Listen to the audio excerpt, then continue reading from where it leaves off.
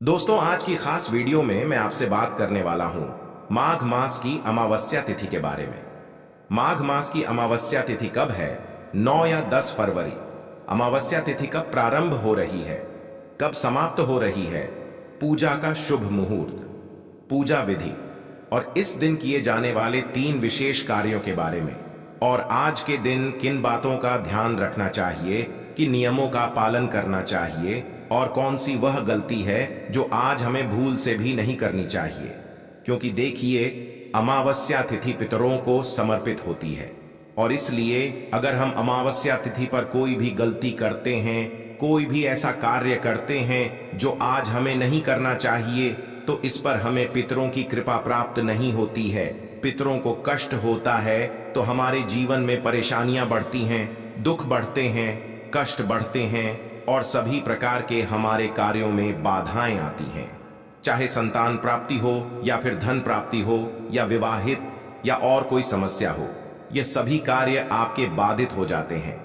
अगर पितृ दोष लग जाता है या पितरों की आपको कृपा प्राप्त नहीं होती है, इसीलिए बहुत आवश्यक होता है अमावस्या तिथि पर कुछ विशेष बातों का ध्यान रखना।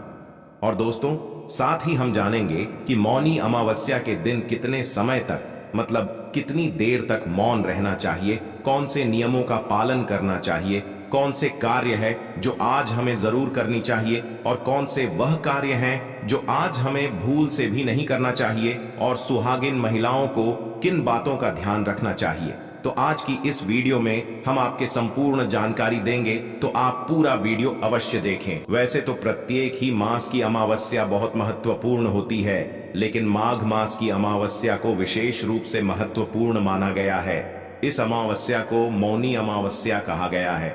जैसे कि हर अमावस्या पर स्नान करते हैं पवित्र नदियों में या फिर दान इत्यादि रहते हैं, लेकिन माघ मास की अमावस्या में एक नियम और जुड़ जाता है और वह है मौन रहने का। अगर मौन रहा जाता है या मौन रहकर दान किया जाता है, तो इसका फल आपको कई जन्मों तक प्राप्त होता है और पितृदोष से आपको मुक्ति मिलती है। सभी प्रकार के कार्य आपके सफल होते हैं, समस्त प्रकार के पापों से आपको मुक्ति मिलती है और अनंत गुना पुण्य फलों की आपको प्राप्ति होती है। तो आज के दिन मौन रहने का विधान हमारे शास्त्रों में बताया गया है। तो आइए जानते हैं अमावस्या तिथि कब प्रारंभ हो रही है। लेकिन उससे पहले दोस्तों, हमारा आपसे हाथ जोड़कर निवेदन है कि अभी तक आपने हमारे वीडियो को लाइक नहीं किया, तो वीडियो को लाइक करके चैनल शास्त्र गुरु वाइस को सब्सक्राइब अवश्य कर ले और हाँ, पास वाले बेल आइकन का बटन दबाना बिल्कुल भी ना भूलें। चलिए जानते हैं कि अमावस्या तिथि कब प्रारंभ हो रही है, कब समाप्त हो रही है और अमावस्या तिथि कब मनाई जाएगी। मौनी अमावस शुभ मुहूर्त 2024 साल 2024 में मौनी अमावस्या 9 फरवरी शुक्रवार को है अमावस्या तिथि प्रारंभ होगी।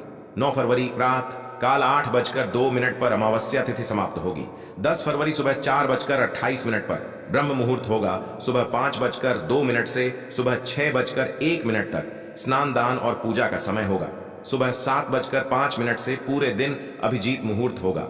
दोपहर 12:01 से दोपहर 12:88 मौनी अमावस्या शुभ योग 2024 साल 2024 में मौनी अमावस्या के दिन सर्वार्थ सिद्धि योग बन रहा है। सर्वार्थ सिद्धि योग सुबह 7:05 से लेकर रात 11:29 तक है। ये एक शुभ योग है। मान्यता है कि सर्वार्थ सिद्ध योग में किए गए कार्य सफल और सिद्ध होते हैं। इस दिन मौन रहकर पितरों के लिए श्राद्ध तर्पण दान करने से पितृदोष दूर होता है। अमावस्या के दिन काली चींटियों को शक्कर मिला हुआ आटा खिलाने से पाप कर्मों का क्षय होता है। मौनी अमावस्या के दिन रात का सूर्य भगवान को अर्घ देना चाहिए। अर्घ देते समय तांबे के लोटे में लाल सिंदूर, लाल फूल व काले तिल डालना शुभ होता है। इसी दिन आपको स्नान दान इत्यादि सभी नियम पालन करने हैं। दोस्तों, आज के दिन अगर आप कुछ बातों का ध्यान रखते हैं, कुछ चीजों का दान करते हैं, तो सभी प्रकार के क्षण दोषों से भी मुक्ति मिलती है और किसी भी प्रकार की आर्थिक, शारीरिक या मानसिक पीड़ा से अगर आपको परेशानी हो रही है, तो आज का दिन बहुत महत्वपूर्ण है। आज के दिन उपाय कीजिए जिससे कि आपको लाभ होगा। और अब बात करते हैं कि हमें आज के दिन क्या करना चाहिए और क्या नहीं करना चाहिए। तो देखिए, अमावस्या तिथि है और शास्त्रों के अनुसार आज के दिन प्रातःकाल जल्दी उठकर पवित्र नदियों में स्नान करना चाहिए। तो अगर आप जा सकते हैं किसी पवित्र नदी में स्नान करने, तब तो बहुत अच्छी बात है। नहीं तो अपने घर में भी गंगा जल मिश्रित जल से स्नान कर सकते हैं। लेकिन स्नान करने से पहले घर की थोड़ी सी साफ सफाई कर लीजिए। अमावस्या तिथि पर घर की सफाई करने से घर से दरिद्रता दूर होती है, नकारात्मक ऊर्जा दूर होती है और किसी भी प्रकार का गृह दोष हो, वास्तु दोषों या फिर किसी की बुरी नजर लगी हो या कोई श्राप हो, बद्दुआ हो, किसी की तो समस्त प्रकार की नकारात्मक ऊर्जा ऊंची आपको मुक्ति मिल जाती है सिर्फ अमावस्या तिथि पर साफ सफाई करने से। सबसे पहले तो यही कार्य आपको करना है कि आज जब आप सुबह उठेंगे तो पहले घर की साफ सफाई कर लीजिए, थोड़ा बहुत जितना भी आपसे हो पाता है। जैसे कि बहुत से लोगों के प्रश्न आते हैं कि इतनी सुबह हम घर की साफ सफाई करते हैं तो फिर स्नान करने में बहुत देर हो जाती है। तो देखिए, आप सुबह उठकर जैसे कि घर की झाड़ू लगा लीजिए, उसके बाद घर के मुख्य द्वार को विशेष रूप से आज साफ रखना चाहिए। तो घर के मुख्य द्वार को अच्छे से साफ कर लीजिए और जल का छिड़काव कर दीजिए।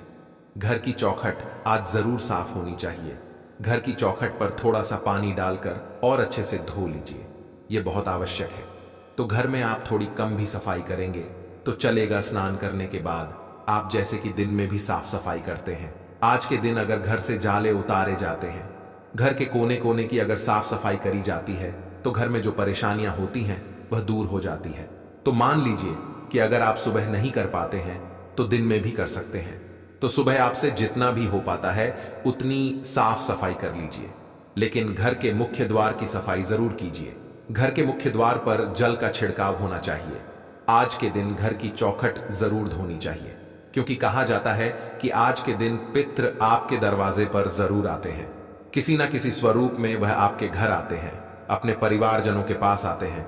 इसलिए अमावस्या तिथि को विशेष माना गया है पितरों के लिए, पितरों की कृपा पाने के लिए। और शास्त्रों के अनुसार चौखट पर पितरों का वास माना गया है, इसलिए चौखट हमको साफ रखनी चाहिए। और वहां पर स्नान करने के बाद एक दीपक अवश्य प्रज्वलित कर दीजिए। आज घर के मुख्य द्वार पर दीपक प्रज्वलित करने से सभी प्रकार की नकारात्मक ऊर्जा भी दूर होती है, पर आपके प्रसन्न होते हैं, आशीर्वाद देते हैं।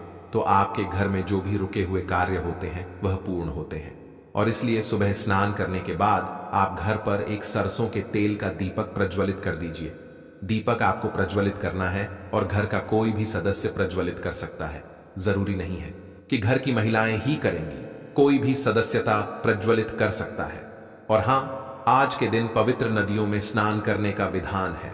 तो देखिए, सबके लिए ऐसा संभव नहीं है कि किसी भी पवित्र नदी में जाकर स्नान कर पाए। तो ऐसे में आप अपने घर में भी गंगा जल और काले तेल मिलाकर उसे जल से स्नान करें। और हां, घर में बच्चे हो, बड़े हो या फिर बुजुर्ग, सभी के लिए इसी प्रकार से जल तैयार करना है। मतलब जल में आपको गंगा जल और काले तिल जरूर मिलाने हैं। अगर इस प्रकार के स्नान करते हैं, ऐसे पुण्य अतिथियों व परिवार के दुर्भाग्य दूर होता है। सभी परिवार के सदस्यों के ऊपर किसी भी प्रकार का ग्रह दोष हो तो वह दूर हो जाता है। तो साल की बड़ी अमावस्या है, इस नियम का पालन प्रत्येक व्यक्ति को जरूर करना चाहिए। और स्नान करने के बाद भगवान सूर्य देव को जल अर्पित करें। आप जल में अगर थोड़े से काले तिल मिलाकर जल अर्पित करते हैं तो यह बहुत ही अच्छा होगा। इससे सभी प्रकार के बुरे ग्रह दोषों से आपको मुक्ति मिलती है, और किसी भी प्रकार की शनि जनित पीड़ा हो तो इससे भी मुक्ति मिलती है। और भगवान सूर्य देव को जल अर्पित करने के बाद आप तुलसी में थोड़ा सा कच्चा दूध अवश्य अर्पित कीजिए। इसके बाद आप अपने घर के मंदिर में जो भी नित्य की पूजा है वह कर लें। और हां, आज पीपल की पूजा का विशेष महत्व होता है। तो घर के आसपास अगर पीपल का वृक्ष हो तो वहां जाकर आप तो जल में थोड़े से काले तिल मिलाकर और पीपल की जड़ में अर्पित कीजिए। और इसके बाद धूप दीप करके पीपल की पूजा कर लीजिए।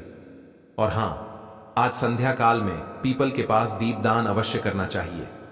तो एक मिट्टी का दीपक या फिर आप चाहे तो आटे का दीपक बना सकते हैं, उसमें सरसों का तेल डाल दीजिए और एक लंबी बाती डालकर, और अपने पितरों का मन में ध्यान करते हुए दीप प्रज्वलित कीजिए।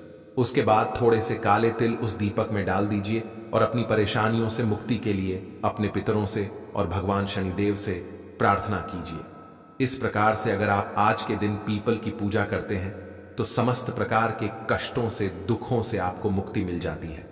आज के दिन अगर आपकी पीपल की पूजा करते हैं, पीपल में दीप दान करते हैं, जल अर्पित करते हैं, तो इससे बहुत अधिक पुण्य फल प्राप्त होता है और सभी प्रकार के कष्टों से, दुखों से आपको मुक्ति मिलती है।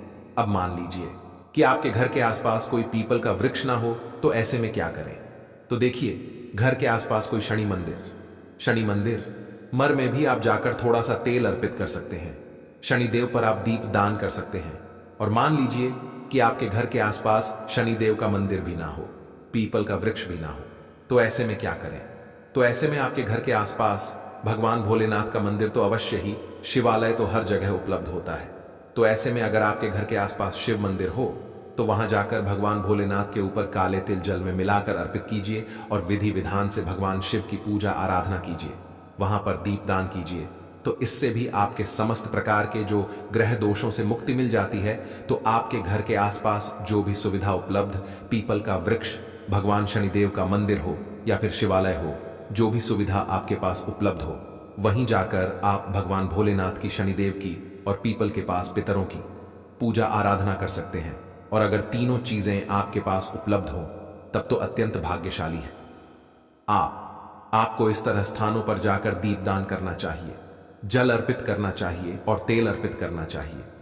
शनिदेव के मंदिर में तो आज का दिन इतना श्रेष्ठ है कि आज के दिन अगर आप यह सभी कार्य करते हैं तो निश्चित ही आपके भाग्य में चमत्कारी रूप से परिवर्तन होगा और आपके सभी कार्य जो बिगड़े हुए हैं वह सभी कार्य बनेंगे। तो पूरे विश्वास से यह सभी कार्य कीजिए, निश्चित ही आपको लाभ होगा। और हां, मौनी अमावस्या का सबसे जरूरी नियम होता है मौन रहकर स्नान और दान करना। तो ऐसे बहुत से भक्तों के प्रश्न आते हैं कि कितने समय तक हमें मौन रहना चाहिए, क्या पूरे दिन मौन रहे? तो देखिए, मौनी अमावस्या के दिन नियम के अनुसार मौन ही रहना चाहिए, लेकिन सबके लिए ऐसा संभव नहीं है। बहुत से कार्य है और जो भी रूटीन लाइफ है उसमें आप बोले बिना नहीं रह सकते हैं। तो ऐसे में जब आप स्नान करेंगे, मौन रहकर स्नान कीजिए, मानसिक रूप से मंत्र जाप करें, बोलकर मंत्रों का जप नहीं करना चाहिए। और उसके बाद जब आप दान कर लेंगे तो दान करने के बाद ही कुछ बोलिए। तो आप चाहे तो स्नान करने के तुरंत बाद दान की सामग्री को स्पर्श करके और उसे दान कर सकते हैं। और उसके बाद आप पूजा पाठ इत्यादि बोलकर मंत्र उच्चारण करके भी कर सकते हैं। और बात करते हैं कि आज किन चीजों का दान करना चाहिए।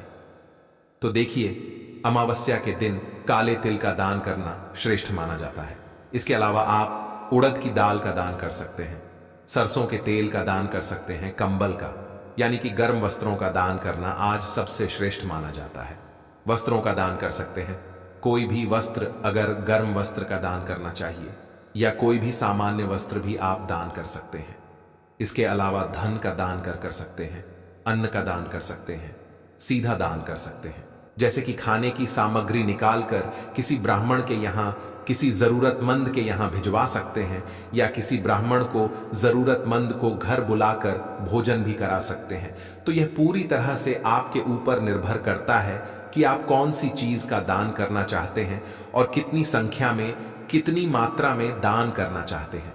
और सुहागिन महिलाओं के लिए अमावस तिथि पर एक बहुत जरूरी नियम है जिसका पालन आपको करना चाहिए। अमावस्या तिथि, पूर्णिमा तिथि, यह दो ऐसी तिथियां हैं जिस दिन भूल से भी सुहागिन महिलाओं को बाल नहीं धोना चाहिए, क्योंकि धार्मिक मान्यताओं के अनुसार सुहागिन महिलाएं अगर अमावस्या तिथि पर बाल धोती है या पूर्णिमा तिथि पर बाल धोती होती है तो इससे पति कष्टों में घिरे रहते हैं, पति की उम्र घटती है और दुर्भाग्य का सामना आपको करना पड़ता है। तो भूल से भी अमावस्या तिथि के दिन बाल मत धोए, इस बात का ध्यान रखिए। और हां, मौनी अमावस्या है तो आज के दिन आपको ध्यान रखना है कि आपके घर में किसी भी प्रकार की तामसिक चीजों का प्रयोग ना हो, जैसे कि अगर आप नियमित तौर पर मांस, मदिरा इत्यादि का सेवन करते हैं तो आज के दिन भूल से भी मत कीजिए। घर में किसी भी प्रकार से लड़ाई झगड़ा ना हो, वाद विवाद ना हो, इस बात का भी ध्यान रखिए।